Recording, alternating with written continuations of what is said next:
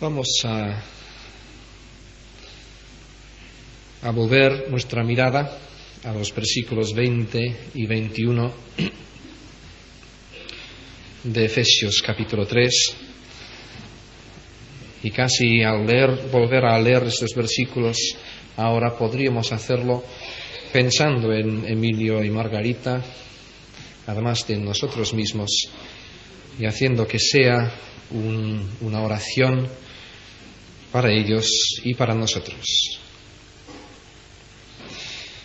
Y aquel que es poderoso para hacer todas las cosas mucho más abundantemente de lo que pedimos o pensamos, según el poder que actúa en nosotros, a Él sea gloria en la Iglesia y en Cristo Jesús, por todas las edades, por los siglos de los siglos. Amén.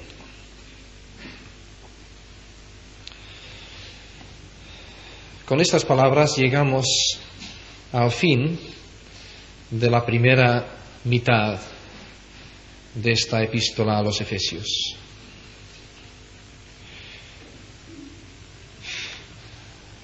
Y los que habéis seguido esta serie de reflexiones sobre estos 3 primeros capítulos de esta epístola, estoy seguro de que diréis conmigo que es del todo apropiado que esta primera mitad termine con estas palabras que son una exclamación de alabanza, de gratitud, de gloria a nuestro Dios por todo lo que Él ha hecho por nosotros en Cristo y por la esperanza que tenemos de que seguirá obrando en nosotros hasta el día de Cristo. Hermano mío, hermana mía, ¿qué es lo que el Señor ha hecho por ti? Según lo hemos ido viendo en estos capítulos. Pues el Señor te ha encontrado cuando estabas muerto por tus delitos y pecados, en los cuales andabas siguiendo la corriente de este mundo, conforme al príncipe de la potestad del aire, el espíritu que ahora actúa en los hijos de desobediencia. El Señor te encontró en este estado tan lamentable y te ha dado vida eterna, vida juntamente con Cristo. Solo piensa, hermano mío, en esto. Vida juntamente con Cristo. Tú, yo, que somos totalmente indignos de la atención siquiera del Padre. Y el Hijo, que es de sobremanera digno de todo el afecto del Padre y de toda nuestra alabanza, Dios nos coloca, tanto a nosotros como a Él, juntos. Y juntamente con Él nos da vida. Y juntamente con Él nos resucita. Y nos coloca a su diestra en los lugares celestiales. Esto es lo que Dios ha hecho por nosotros, pero más. Después de habernos dado nueva vida en Cristo, ha empezado a revelarnos como hijos amados, como amigos suyos, algo de sus propósitos eternos para el mundo en el que vivimos, para el universo entero, para la Iglesia. No nos ha salvado sin darnos conocimiento de nuestra salvación, de su obra.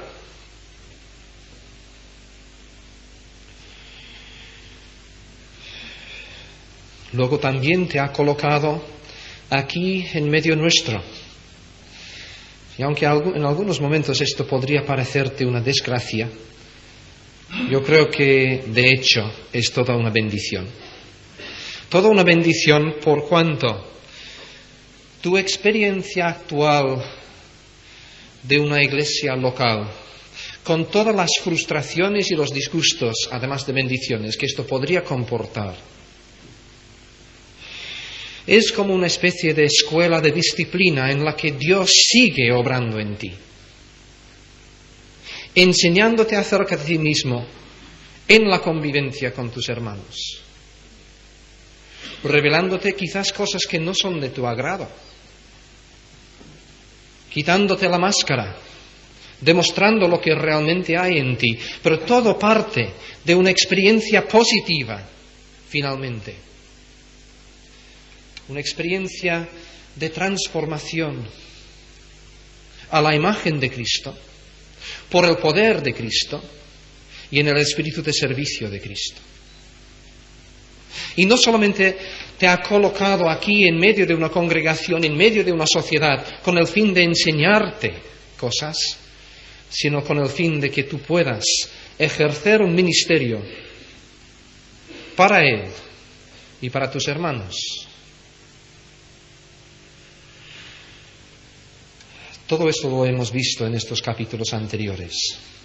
Pablo ha empezado con esta visión gloriosa, trascendental, de los propósitos eternos de Dios para la humanidad y para el universo entero. Luego ha colocado a la congregación de los Efesios, y podríamos decir la nuestra también, dentro de la perspectiva de este panorama tan glorioso de los propósitos eternos de Dios. Y luego nos ha colocado a nosotros individualmente, a ti y a mí, dentro de estos mismos propósitos. Todo esto Dios ha hecho por nosotros, según nuestros primeros capítulos.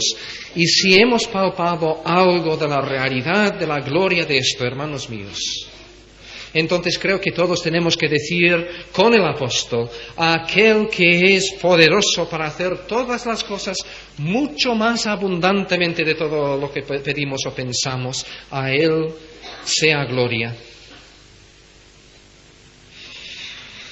Porque al llegar a este momento, observáis que Pablo, como es costumbre suya, amontona frases superlativas con el fin de poder subrayar para nosotros la gloria de esto. Escuchemos sus palabras otra vez. Aquel que es poderoso para hacer todas las cosas mucho más abundantemente de lo que pedimos o pensamos, según el poder que actúa en nosotros. Pablo acaba de pedir unas cosas grandiosas para los creyentes de Éfeso. Tan grandiosas que quizás nuestra reacción podría ser: pues esto es una exageración.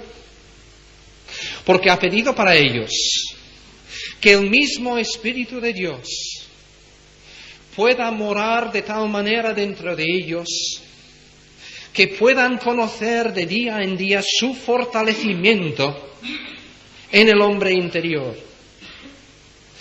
Ha pedido para ellos que el Espíritu de Cristo pueda morar en ellos de tal manera que sean capaces de comprender lo que es de hecho incomprensible, todas las dimensiones del amor de Cristo. Ha pedido por los Efesios que el Espíritu de Dios pueda morar en ellos de tal manera que puedan ser llenos de toda aquella plenitud que Dios tiene en mente para el ser humano. Plenitud, amor, fortalecimiento, comprensión. Todas estas cosas ha pedido para seres tan débiles, tan mediocres, tan pobres como tú y yo. Y nos miramos a nosotros mismos y decimos: ¿cómo puede ser esto? Yo con mis malhumores, mis disgustos, mis complejos, mis conflictos,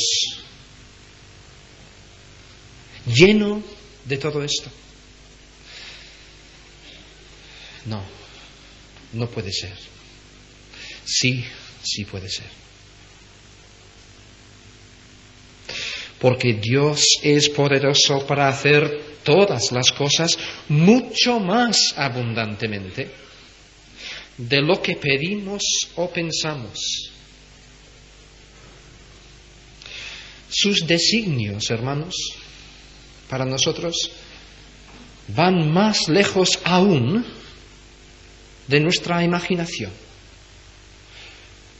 ¿Piensas, nos dice el apóstol, que lo que acabo de decir es una exageración? Pues al contrario, he caído muy corto, porque os he descrito, he pedido al Señor por vosotros lo que puede alcanzar mi imaginación. Pero lo que Dios tiene para nosotros excede incluso todo lo que nosotros podríamos imaginar y pedir. ¿Recordáis las palabras que a Pablo le gustaba citar del Antiguo Testamento? Por ejemplo, las cita en su primera epístola a los Corintios, capítulo 2, versículo 9. Como está escrito, dice: cosas que el ojo no vio, ni el oído oyó, ni se le han podido ocurrir a nadie, son las que Dios ha preparado para los que le aman. Más allá de nuestra vista, de lo que la gente nos haya podido decir, más allá incluso de lo que nosotros podríamos imaginar, más allá de todo esto, se extienden los propósitos gloriosos de Dios para nosotros. Esto es lo que dice el texto. Por esto Pablo utiliza lenguaje superlativo. Dios es capaz, literalmente, es poderoso para hacer todas las cosas superabundantemente más de lo que pedimos o pensamos. Podríamos trazar aquí 5 etapas. En primer lugar, Dios es capaz, poderoso, para hacer lo que pedimos. Si alguna vez has pedido algo y Dios no te lo ha concedido, no es porque sea incapaz de hacerlo, a no ser que estabas pidiendo una cosa que vaya netamente contra su naturaleza. Poder tiene para hacer todo lo que le pedimos. Pero puede, hermano mío, que haya algo que desearías pedirle al Señor, pero no te atreves. Porque lo tienes allí en tu imaginación, pero ¿cómo pedirle al Señor una cosa tan grande? Pues en segundo lugar, segunda etapa, Dios es capaz de hacer todo lo que tú imaginas. Tercera etapa, Dios es poderoso para hacer lo que excede a tu imaginación, lo que ni has imaginado. No solamente es poderoso para hacerlo, lo está haciendo. En niveles y áreas de tu vida que ni conoces tú. El poder de Dios está obrando si eres un hijo suyo. La tercera etapa, entonces, Dios puede hacer mucho más de lo que nosotros pensamos y pedimos e imaginamos. Mejor dicho, es capaz de hacer más. Pero la cuarta etapa es capaz de ser poderoso para hacer mucho más. Y la quinta etapa es poderoso para hacer muchísimo más. ¿Veis cómo Pablo va amontonando estas palabras con el fin de enfatizar y subrayar para nosotros la grandeza de las posibilidades del poder de Dios en la vida de los que creemos en Él. ¿Lo crees? Supongo que Pablo dice estas cosas en primer lugar como exclamación espontánea a Dios, pero también porque él comprende que lo que está diciendo es tan grande, es tan glorioso, que los efesios podrían dudar de la posibilidad de que Dios conteste a la oración de Pablo en los versículos anteriores. ¿Lo creemos nosotros? Si no lo crees, quizás sea porque no has entendido siquiera los 3 primeros capítulos. Y en este caso te pido que vuelvas al principio, que vuelvas a leer estos textos, a meditar en ellos en presencia de Dios. Quizás estos textos todavía no te han dejado asombrado, maravillado. Por así decirlo, en medio de todas nuestras reflexiones, el cielo no se te ha abierto. Pero pienso que para muchos sí. Al menos para mí en la preparación de este ciclo. Descubrir nuevas profundidades de lo que Dios tiene en mente para nosotros, hermanos.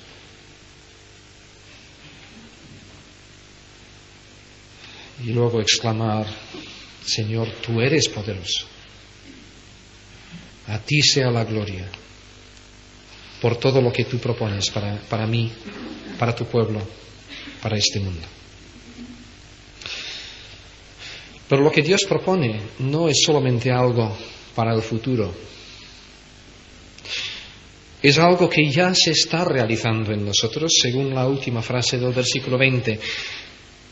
Dios es poderoso para hacer todas estas cosas según o en la medida del poder que ya actúa en nosotros. Es decir, si tú has creído en Cristo, si has nacido de nuevo, si Cristo es tu Señor, si tú eres discípulo de Cristo, si eres hijo de Dios, entonces el poder del Espíritu Santo ya está obrando en ti, y está obrando en ti más, mucho más, muchísimo más de lo que tú podrías pedir o imaginar. En mi experiencia de la vida cristiana o de los círculos cristianos, creo que se puede clasificar a las personas según 2 tipos. Esto es simplificar demasiado las cosas, pero para lo que vale. Por un lado, encuentras, no con demasiada frecuencia afortunadamente, pero sí te encuentras con algunos súper espirituales, unos iluminados, que te hablarán enseguida de todos los poderes, los dones, las capacidades que Dios les ha dado.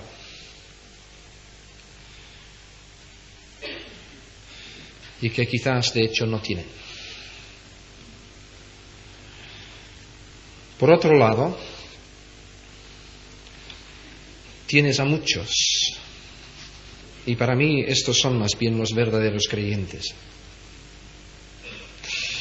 que sienten muchísimo su debilidad y muy a menudo ni siquiera son conscientes de la grandeza del poder de Dios en sus vidas. El poder, de hecho, está allí,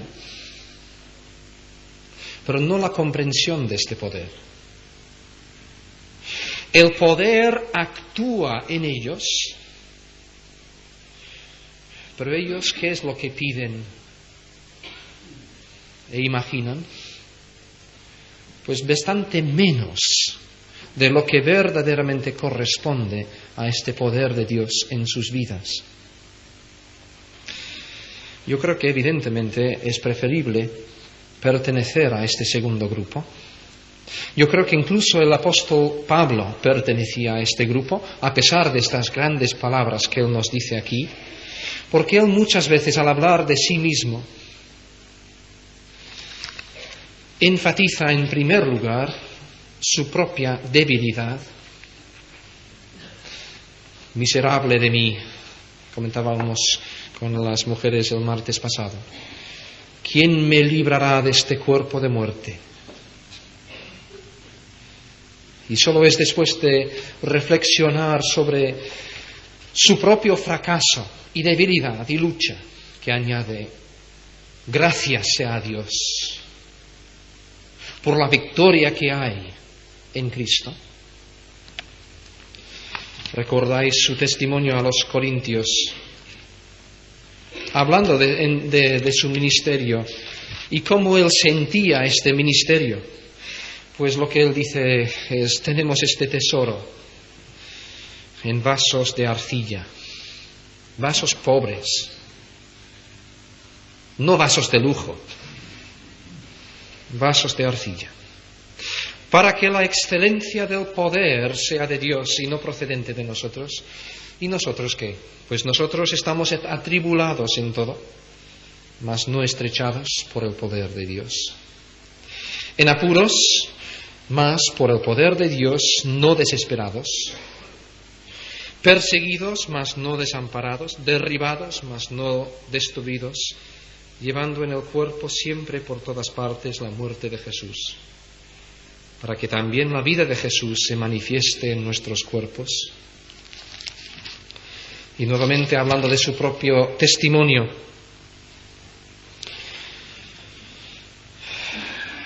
de cómo el Señor tuvo que humillarle porque él empezó a gloriarse en las revelaciones que él había recibido de parte de Dios.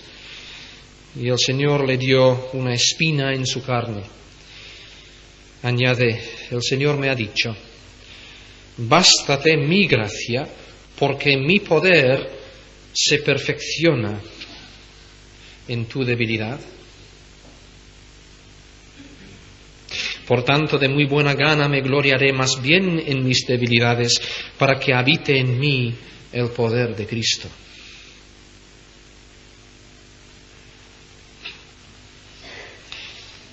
Es por esto mismo que Pablo tiene que escribir y exhortar a los corintios, que tanto se jactaban de su poder espiritual. Tiene que escribirles en estos términos: lo insensato de Dios es más sabio que los hombres, y lo débil de Dios más fuerte que los hombres. Mirad, hermanos, vuestro llamamiento, que no sois muchos sabios según la carne, ni muchos poderosos, ni muchos nobles, sino que escogió Dios lo necio del mundo para avergonzar a los sabios, y escogió Dios lo débil del mundo para avergonzar a lo fuerte, y lo vil del mundo y lo menospreciado escogió Dios, y lo que no es, para anular lo que es. Así que vaya unos cumplidos, ¿eh? ¿Qué somos nosotros? Necios, débiles, viles, lo que no hay. Y así deberíamos sentir cuando nos miramos a nosotros mismos, según lo que nosotros somos en nuestra fuerza, en nuestro poder, en nuestro esfuerzo. Pero Dios perfecciona su poder en medio de nuestra debilidad. Y cuando nos miramos a nosotros mismos, efectivamente vemos nuestra debilidad, vemos nuestro fracaso y fácilmente podríamos cansarnos de hacer el bien y no resistir hasta el fin en nuestra lucha contra el mal por desánimos, por desanimarnos con los fracasos que vemos en nosotros mismos. Pero es a personas así que Pablo se dirige, instándonos a que no nos jactemos de esta forma tan perversa de nuestra debilidad, sino que nos regocijemos en el poder de Dios. Porque, hermanos, según nuestro texto, ¿qué es esto que opera en nosotros si somos creyentes? No es ningún esfuerzo humano, no es ninguna buena intención nuestra, no es ninguna determinación de ser diferentes, al menos no son todas estas cosas en primer lugar. Es el poder de Dios. El poder del Dios que de la nada y con su sola palabra llama a la existencia todas las cosas. Creó todo el mundo. El poder del Dios que sostiene todos los engranajes tan súper complicados de este universo, de mi propio cuerpo.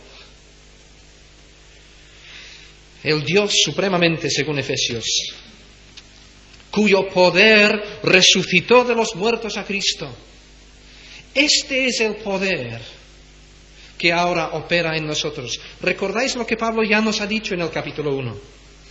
Donde pedía para los efesios que ellos pudiesen entender por la iluminación del Espíritu Santo en su mente cuál es la supereminente grandeza de su poder para con nosotros los que creemos, conforme a la eficacia de la fuerza de este poder, la cual, la misma, ejercitó en Cristo, resucitándole de los muertos, sentándole a su diestra en los lugares celestiales. Es porque todo depende en nosotros de este poder, de este Dios, que Pablo puede hablar con tanta seguridad en la primera parte del versículo, que Dios es poderoso para hacer todas las cosas mucho más abundantemente de lo que pedimos o pensamos. No porque esté mirándonos a nosotros, sino porque Él ha captado algo de la grandeza del poder de Dios. Lo ha visto en su propia experiencia. Lo ha visto en la vida de las iglesias que Él bajo Dios ha podido fundar. Por supuesto, esto no es ninguna excusa para pereza nuestra, ni mucho menos para aprovechar el pecado diciendo, bueno, Dios lo va a hacer de todas maneras, así que yo vivo a mi manera. No, la lógica de Pablo es totalmente al contrario. Recordáis sus palabras a los filipenses: amados míos, procurad vuestra salvación, y creo que está hablando en términos de su santificación aquí y ahora.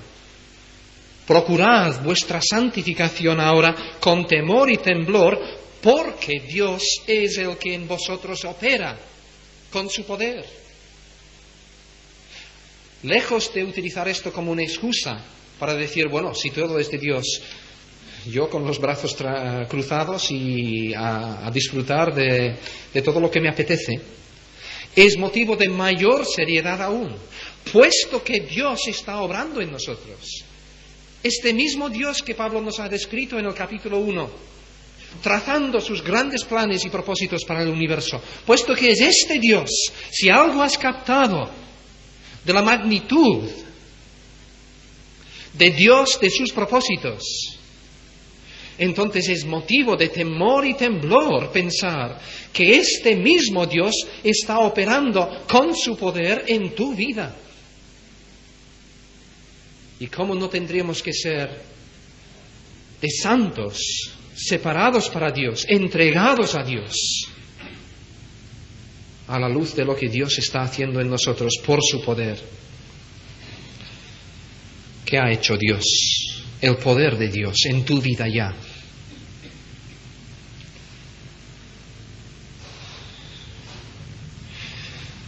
El poder de Dios te ha sacado de en medio de las tinieblas y te ha trasladado a su luz.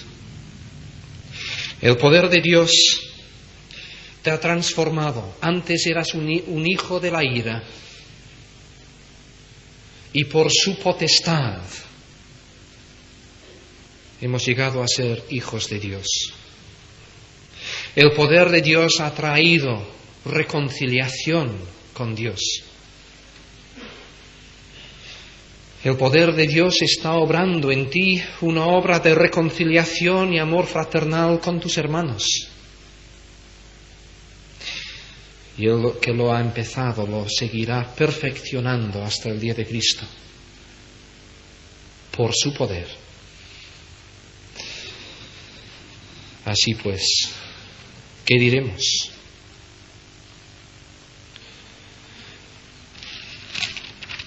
Creo que diremos: a Él sea gloria.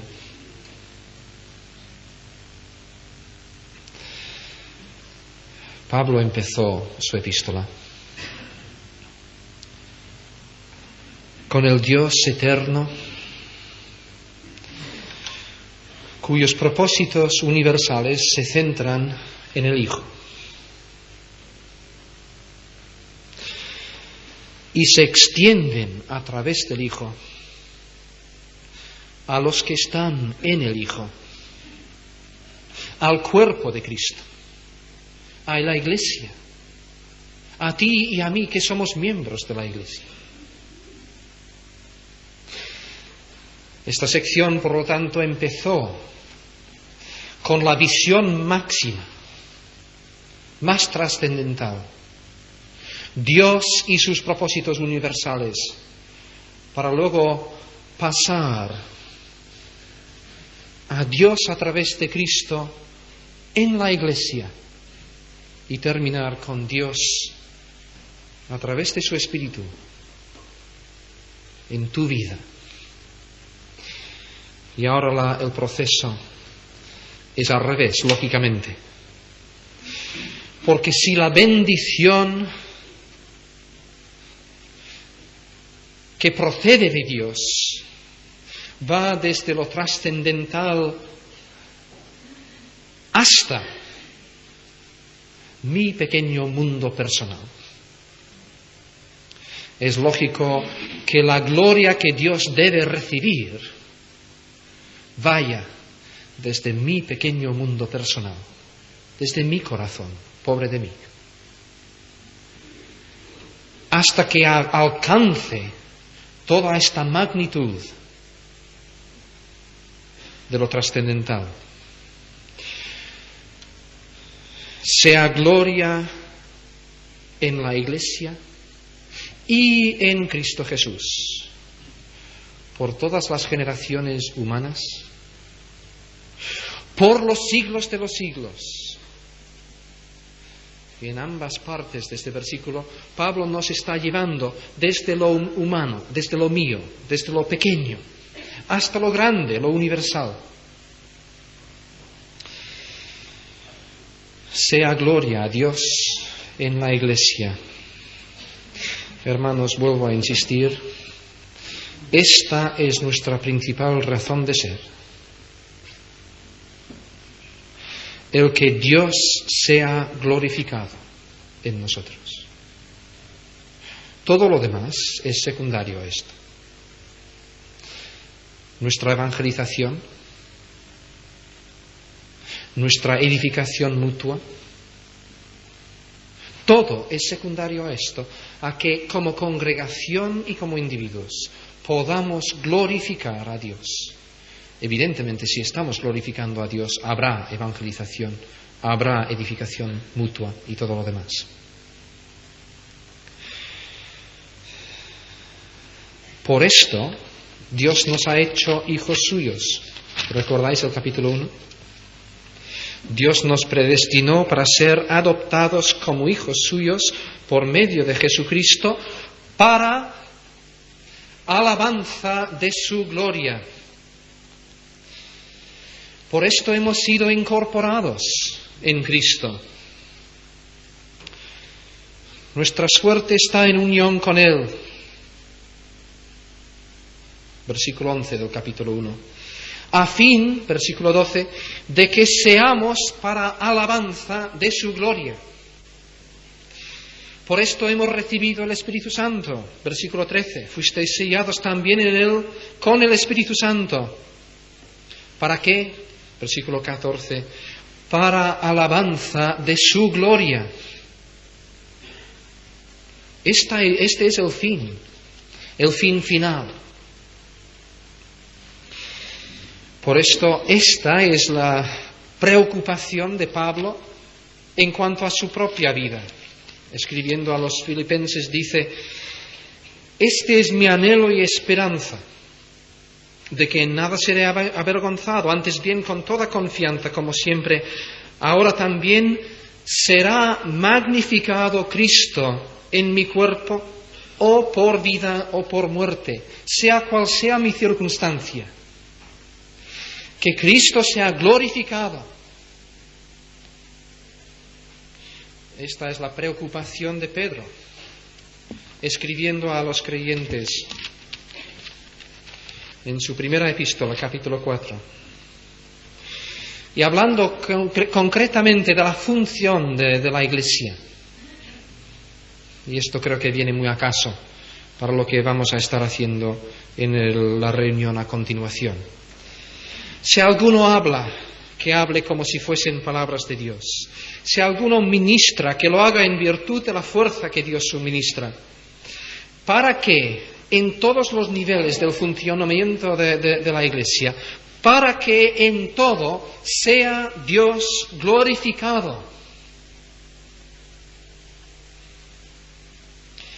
Por esto mismo, Pablo escribe a los tesalonicenses orando por ellos. A este fin asimismo oramos siempre por vosotros, para que nuestro Dios os tenga por dignos de su llamamiento y cumpla todo propósito de bondad y toda obra de fe con su poder, para que el nombre de nuestro Señor Jesucristo sea glorificado en vosotros. ¿Veis la relación siempre? El poder de Dios que obra en nosotros y nosotros que glorificamos a Dios a través de la operación de este poder en nosotros. Esta es nuestra finalidad como congregación, como creyentes. Que Dios sea glorificado en nuestras vidas. Hermanos, ¿podemos decir todos que realmente esta es la finalidad de nuestras vidas?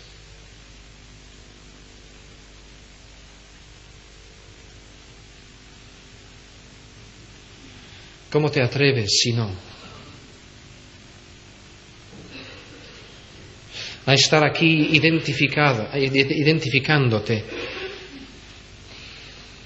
con una congregación que creo que pretende asumir estas palabras de Pablo y hacerlas suyas? A aquel que es poderoso, a Él sea la gloria. ¿Cómo podemos decir esto si realmente no es la finalidad de nuestras vidas? A Él sea gloria en la Iglesia, en nosotros, en nuestra pequeña esfera humana, limitada, mía, pero también a Él sea gloria en Cristo Jesús. Por supuesto, Dios es glorificado en Cristo. Cristo es el único que ha glorificado perfectamente al Padre en su vida, el único que pudiese decir de sí mismo: como dijo, por ejemplo, en Juan capítulo 13.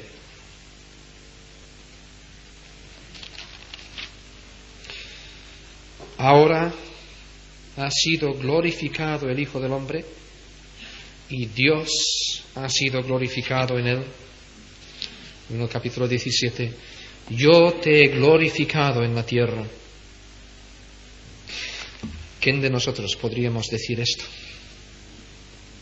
Más bien, volviendo a lo que yo decía antes, miramos a nosotros mismos y vemos nuestra debilidad y luego nos asombramos por esta realidad del poder de Dios que hay en nosotros. Pero Cristo sí que lo pudo decir. Y no solamente en su vida en la tierra, también ahora. Romanos capítulo 6, versículo 10, hablando de la vida de resurrección de Jesús, de su vida actual. Dice, en cuanto a lo que murió en la cruz, al pecado murió una vez para todas. Pero en cuanto a lo que vive, para Dios vive. Y el Hijo sigue glorificando al Padre.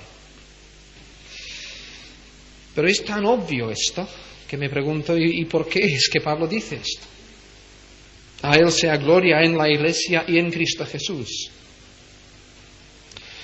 Y quizás sea más bien por todo lo que Cristo representa dentro de lo que hemos visto en estos primeros capítulos. Cristo como piedra angular no solo de mi pobre vida, sino del universo entero. En Él todas las cosas encuentran su armonía, su razón de ser. Él como gobernador y Señor de todo. Él como aquel que restaura todo, que está obrando para reunir todas las cosas en sí. Y cuando Pablo nos habla de Jesucristo a la luz de todo lo que nos ha dicho en los capítulos anteriores, entonces comprendemos que Pablo está diciendo que Dios se ha glorificado en la Iglesia de la que Cristo es cabeza, pero también en Cristo en todas sus manifestaciones y en toda su obra en el universo entero. Dentro de estos propósitos gloriosos, universales de Dios. Que todo sea para la gloria de Dios. Y encontramos esta misma dualidad en la otra frase. Por todas las edades, es decir, literalmente por todas las generaciones, a lo largo del tiempo, con el paso de una generación a otra generación, que nunca falle esto de la gloria de Dios, que siempre haya en las nuevas generaciones que aparecen aquellos que puedan glorificar a Dios en sus vidas y con sus labios. Pero no solamente esto, por los siglos de los siglos,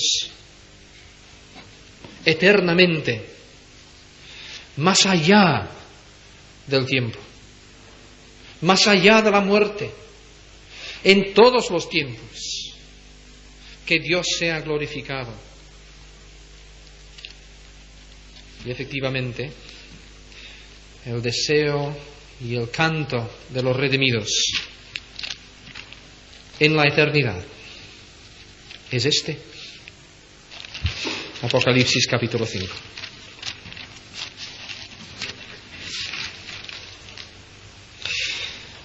Vi y oí la voz de muchos ángeles alrededor del trono y de los seres vivientes y de los ancianos.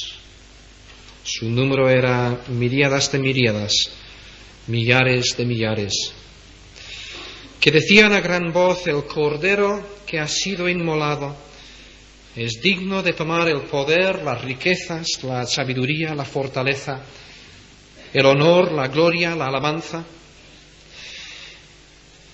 Y a todo lo creado que está en el cielo, y sobre la tierra, y debajo de la tierra, y en el mar, y a todas las cosas que hay en ellos, oí decir: al que está sentado en el trono, y al Cordero, sea la alabanza, el honor, la gloria y el dominio por los siglos de los siglos. Y los 4 seres vivientes decían amén. Y los 24 ancianos se postraron sobre sus rostros y adoraron al que vive por los siglos de los siglos. Y conscientes de nuestra pequeñez, de nuestra indignidad, postrémonos nosotros también en espíritu. Y digamos con los seres vivientes, amén. A Él sea la gloria.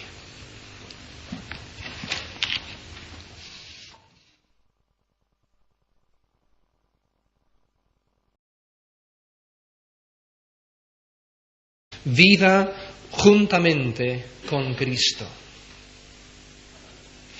Solo piensa, hermano mío, en esto. Vida juntamente con Cristo. Tú, yo, que somos totalmente indignos de la atención siquiera del Padre. Y el Hijo, que es de sobremanera digno de todo el afecto del Padre y de toda nuestra alabanza, Dios nos coloca, tanto a nosotros como a Él, juntos. Y juntamente con Él nos da vida. Y juntamente con Él nos resucita. Y nos coloca a su diestra en los lugares celestiales. Esto es lo que Dios ha hecho por nosotros, pero más. Después de habernos dado nueva vida en Cristo, ha empezado a revelarnos como hijos amados, como amigos suyos, algo de sus propósitos eternos para el mundo en el que vivimos, para el universo entero.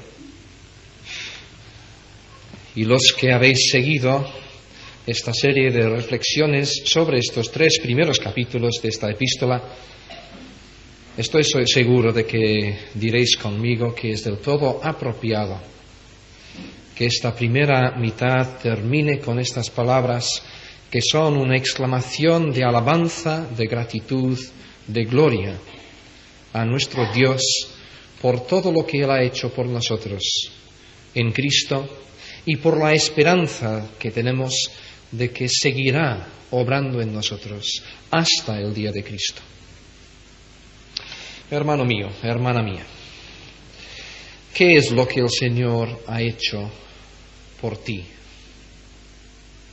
Según lo hemos ido viendo en estos capítulos. Pues el Señor te ha encontrado cuando estabas muerto por tus delitos y pecados, en los cuales andabas siguiendo la corriente de este mundo, conforme al príncipe de la potestad del aire, el espíritu que ahora actúa en los hijos de la desobediencia.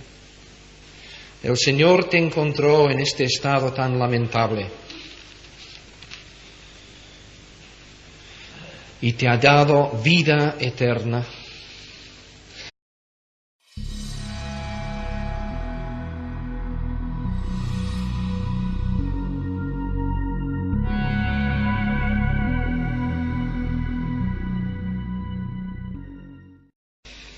Vamos a volver nuestra mirada a los versículos 20 y 21 de Efesios capítulo 3. Y casi al volver a leer estos versículos, ahora podríamos hacerlo pensando en Emilio y Margarita, además de nosotros mismos, y haciendo que sea una oración para ellos y para nosotros. Y aquel que es poderoso para hacer todas las cosas mucho más abundantemente de lo que pedimos o pensamos, según el poder que actúa en nosotros. A Él sea gloria en la Iglesia y en Cristo Jesús, por todas las edades, por los siglos de los siglos. Amén.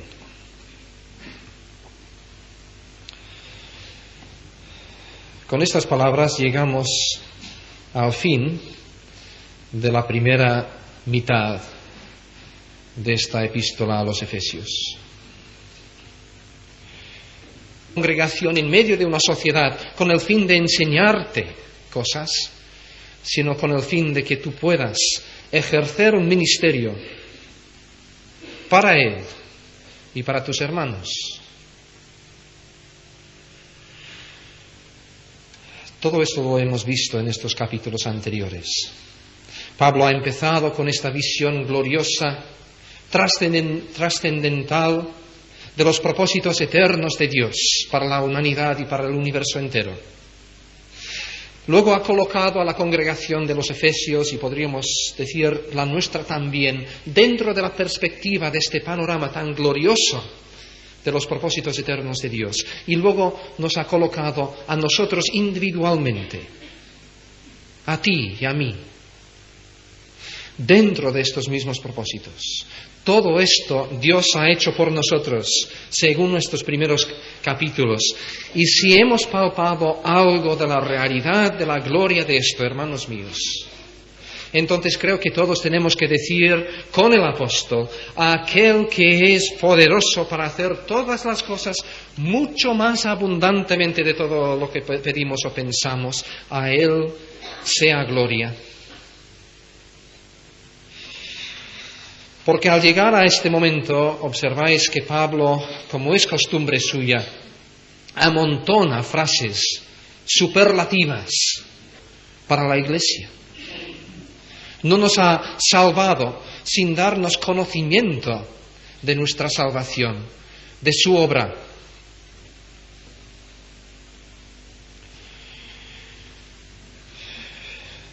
Luego también te ha colocado aquí en medio nuestro.